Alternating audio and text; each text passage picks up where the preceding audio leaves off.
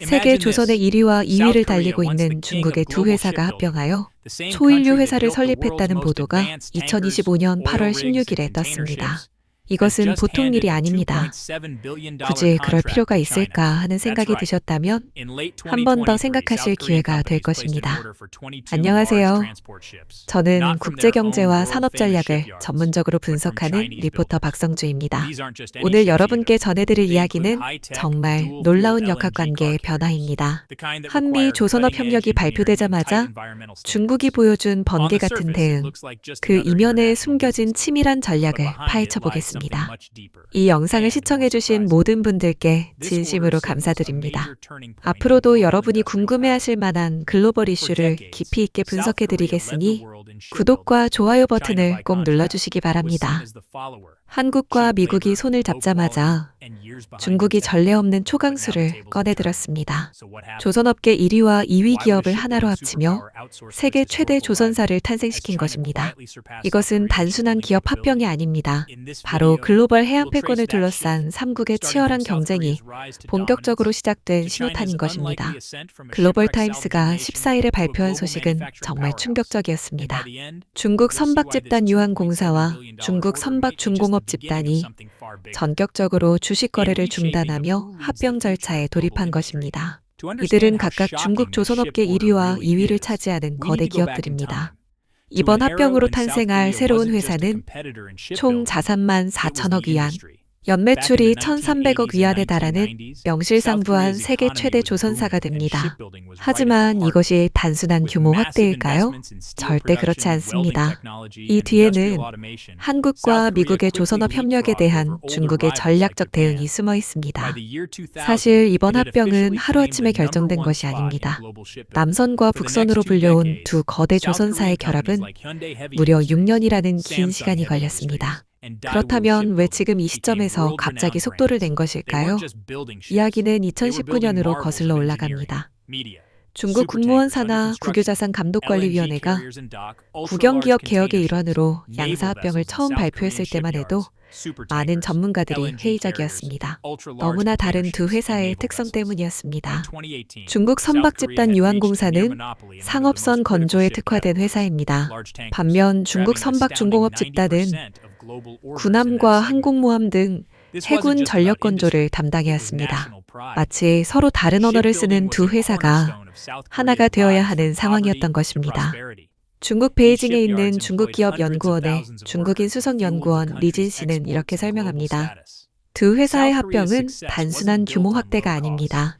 상호 보완적인 연구개발과 생산자원, 공급망 시너지를 통해 조선산업 전체의 고도화를 촉진할 수 있어요. 이번 합병 방식도 흥미롭습니다. 중국 선박집단 유한공사가 주식 교환으로 중국 선박중공업 집단을 흡수하는 구조입니다. 중국 선박중공업 집단 주식 1주당 중국 선박집단 유한공사 주식 0.1339주를 교환하는 방식으로 이미 중국 증권감독관리위원회의 승인까지 완료된 상태입니다. 하지만 진짜 중요한 것은 이것이 바로 중국이 말하는 민군 융합 전략의 핵심이라는 점입니다. 민간과 군사 분야를 아우르는 통합조선사의 탄생은 중국의 해양 패권 전략에서 결정적인 역할을 할 것으로 보입니다. 그런데 왜 하필 지금일까요? 6년 동안 질질 끌던 합병이 갑자기 속도를 낸 이유는 무엇일까요? 그 답은 바로 한국과 미국의 조선업 협력에 있습니다. 업계 전문가들은 이번 합병 가속화의 배경으로 한미 조선업 협력 강화를 가장 주요한 요인으로 꼽고 있습니다. 미국이 세계 2위 조선 강국인 한국과 손을 잡고 마스가 프로젝트를 본격 추진하면서 중국이 발빠르게 대응에 나선 것으로 분석됩니다. 마스가 프로젝트는 정말 어마어마한 규모입니다. 한미 관세 협상에서 나온 3,500억 달러 투자 패키지 중에서 무려 1,500억 달러를 차지하는 대형 사업입니다.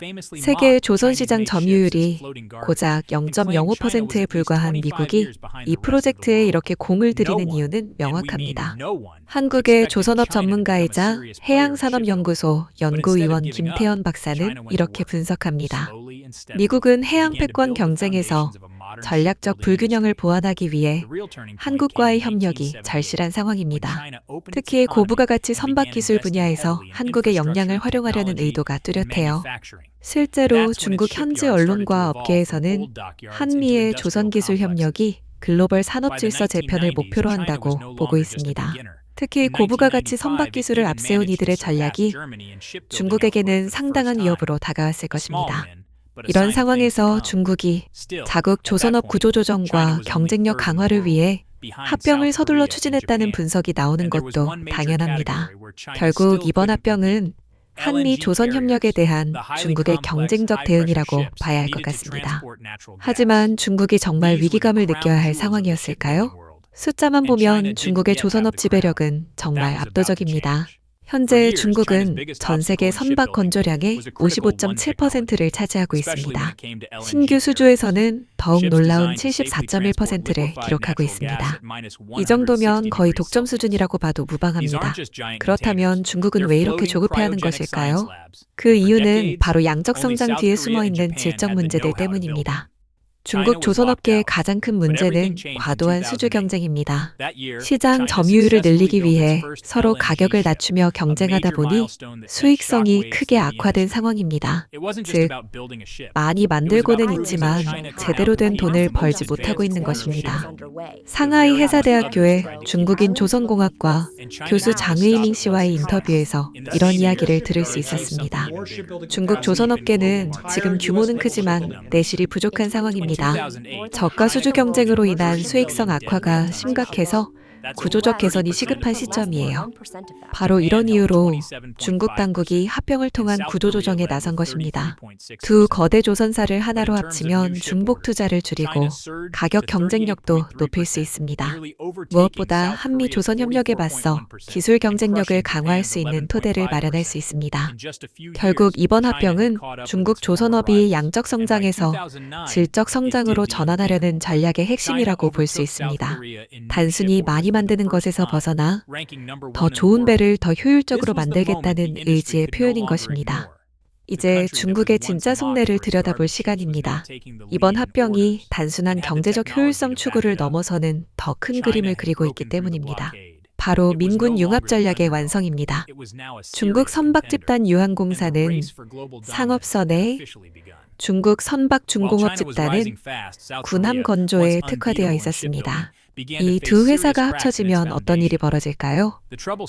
민간 기술과 군사 기술이 하나의 플랫폼에서 융합되는 것입니다. 이것이 왜 중요할까요? 현대의 해양 패권 경쟁에서는 단순히 군함만 많이 만든다고 되는 것이 아니기 때문입니다. 첨단 상업선 기술이 군사용 함정에도 그대로 적용되고 반대로 군사용 기술이 민간 선박의 경쟁력을 높이는 시대입니다. 베이징 국제전략연구소의 중국인 해양전략 전문가 왕하이롱 박사는 이렇게 분석합니다.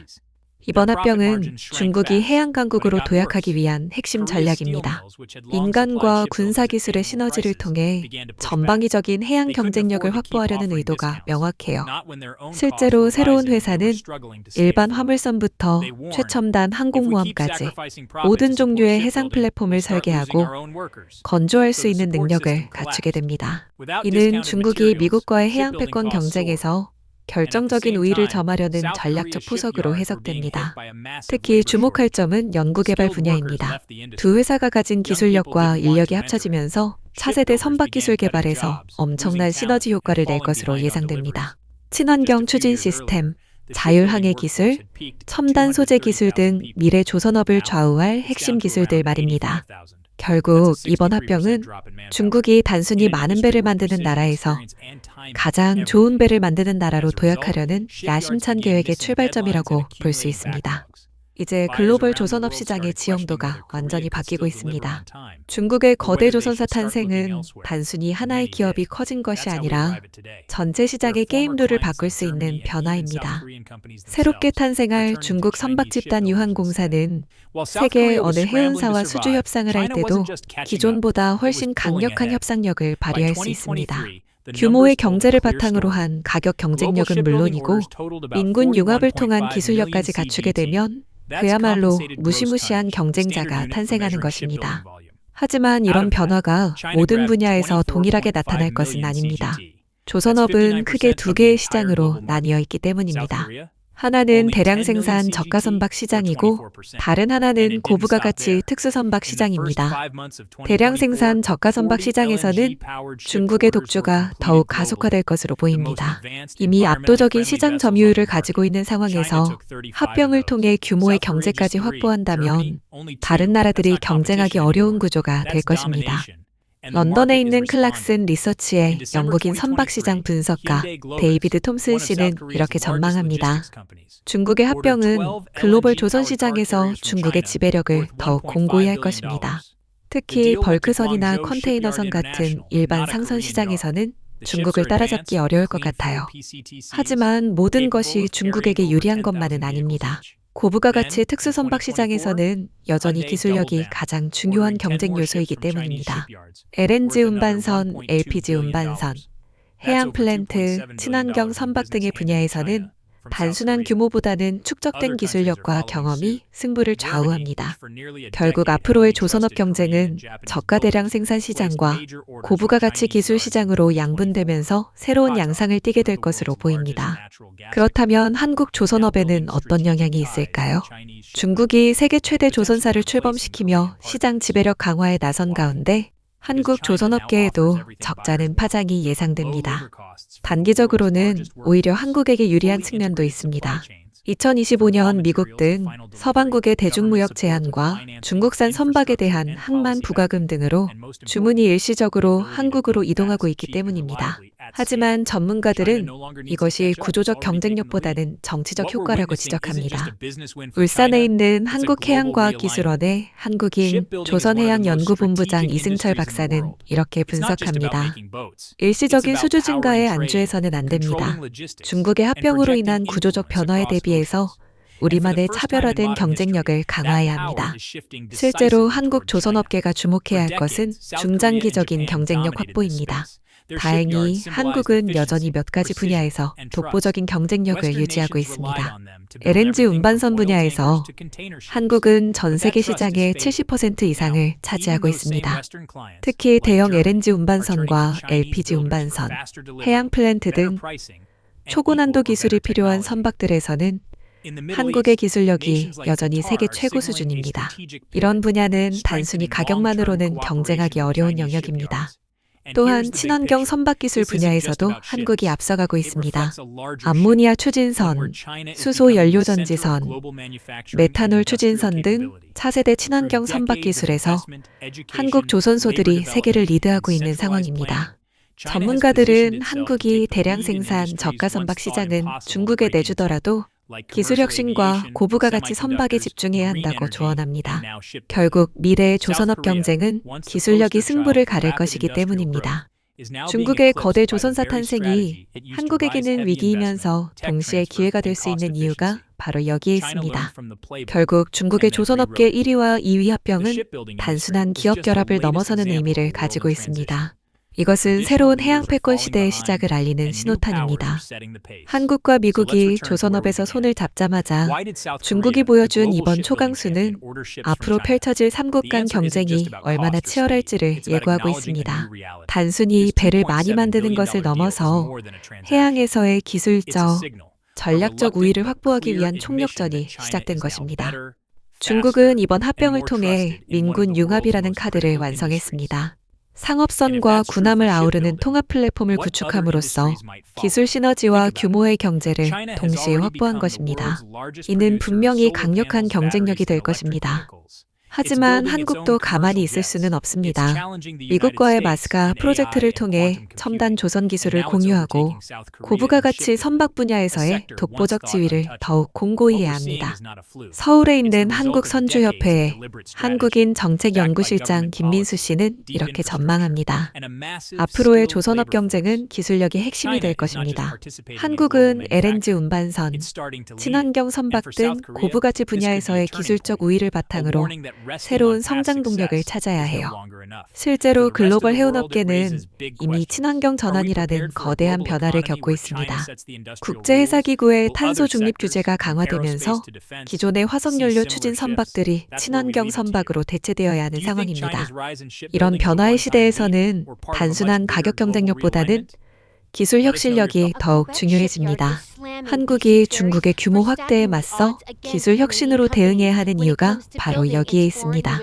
중국의 초강수로 시작된 새로운 해양 패권 경쟁에서 최종 승자가 누가 될지는 아직 알 수 없습니다. 하지만 분명한 것은 앞으로 펼쳐질 경쟁이 전 세계 해양 산업의 미래를 결정할 것이라는 점입니다. 이상으로 해양조선의 선두주자로서의 대한민국의 미래에 대해서 말씀드렸습니다. 감사합니다.